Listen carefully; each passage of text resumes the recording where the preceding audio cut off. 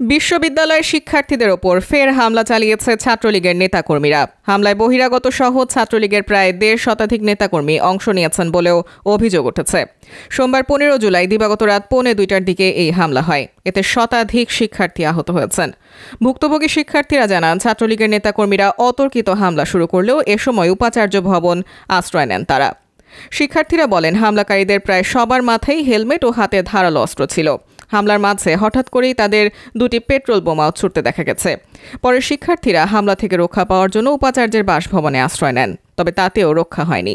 ছাত্রলীগের নেতাকর্মীরা তাদের লক্ষ্য করে এলোপাতাড়ি ইটপাটকেল ছুটতে থাকেন। এই অবস্থায় বিশ্ববিদ্যালয়ের হল থেকে প্রায় ২,০০০ শিক্ষার্থী বের হলে হামলাকারী ছাত্রলীগের নেতাকর্মীরা চলে যান। কিন্তু এই ঘটনায় শিক্ষার্থীদের লক্ষ্য করে পুলিশ গুলি ও টিয়ার শেল ছোড়ে।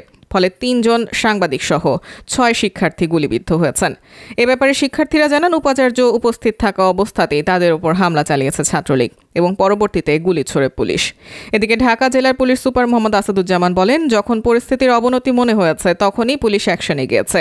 এখানে কোনো শ্রেণীকে আমরা আলাদা সুবিধা করে দেইনি। এছাড়া সংঘর্ষ চলাকালে রসায়ন বিভাগের অধ্যাপক আওলাদ হোসেন গুরুতর আহত হয়েছেন। এমনকি ছাত্রলীগের সাধারণ সম্পাদক হাবিবুর রহমান লিটন ও সাংগঠনিক সম্পাদক চিন্ময় সরকার আহত হয়ে চিকিৎসা কেন্দ্রে সেবা নিয়েছেন। বিশ্ববিদ্যালয়ের চিকিৎসা কেন্দ্রের দায়িত্বপ্রাপ্ত চিকিৎসক ডাক্তার অমিতাভ জানান, আমি ৮টার সময় এসে অন্তত ২০-৩০ জনকে রক্তাক্ত অবস্থায় পেয়েছি। রাত ৮:৩০টায় মেডিকেল সেন্টারের সর্বশেষ তথ্য মতে অন্তত অর্ধশত শিক্ষার্থী আহত হয়ে চিকিৎসা নিয়েছেন। এদের মধ্যে গুরুতর আহত অবস্থায় অন্তত ২০-২৫ জনকে সাভার এনাম মেডিকেলে পাঠানো হয়েছে।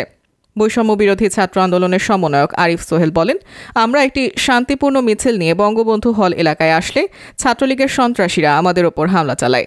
ছাত্রলীগের সন্ত্রাসীরা আগে থেকেই লাঠি সোঁটা নিয়ে প্রস্তুত ছিল। বিশ্ববিদ্যালয়ের প্রশাসন আগে থেকে জানা সত্ত্বেও নীরব দর্শকের ভূমিকা পালন করেছে।